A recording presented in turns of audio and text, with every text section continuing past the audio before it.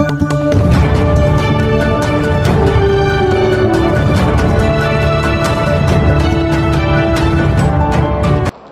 દર્શક મિત્રો, આપ જોઈ રહ્યા છો NN ન્યૂઝ. હું છું એન્કર અર્પિતા પટેલ. હવે જોઈએ અગત્યના સમાચાર.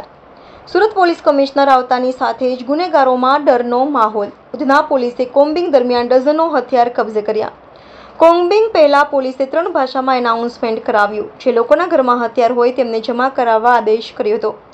લોકોએ સ્વયંભૂ ઘરમાંથી તલવાર, ચપ્પુ, ગુપ્તી કાઢી પોલીસને જમા કરાવ્યું. NN news Surat. દર્શક મિત્રો, તમારી આસપાસ બની રહેલી અવનવી ઘટનાઓ વિશે જાણવા માટે NN ન્યૂઝને લાઇક કરો, શેર કરો, સબસ્ક્રાઇબ કરો અને બેલ આઇકન પ્રેસ કરો, જેથી આપને નોટિફિકેશન્સ મળતી રહે.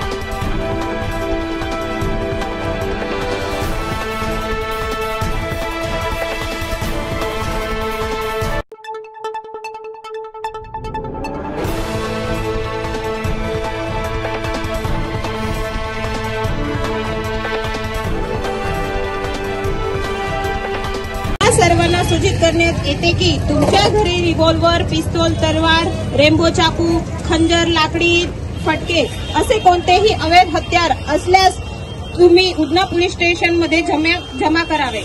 आणि जर कोम्बिंग चेकिंग दरम्यान कोणत्याही व्यक्तीच्या ताब्यात असे अवैध शस्त्र आढळल्यास त्याच्यावर कायदेशीर कार्यवाही केली जाईल.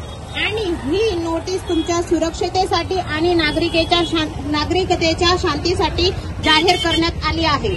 आणि तुम्हाला असल्या प्रकारची शस्त्रे कोणाच्या हातात आणि कोणाजवळ दिसले तर उधना पोलीस स्टेशनचा संपर्क साधावा. उधना पोलीस स्टेशनचा संपर्क नंबर आहे 0261 22 77 155. या क्रमांकावर फोन करून माहिती द्यावी. आणि सुरत शहर पोलीस नियंत्रण क्रमांक म्हणजे पोलीस कंट्रोल रूम 100 नंबरावर फोन करून माहिती द्यावी. जय हिंद.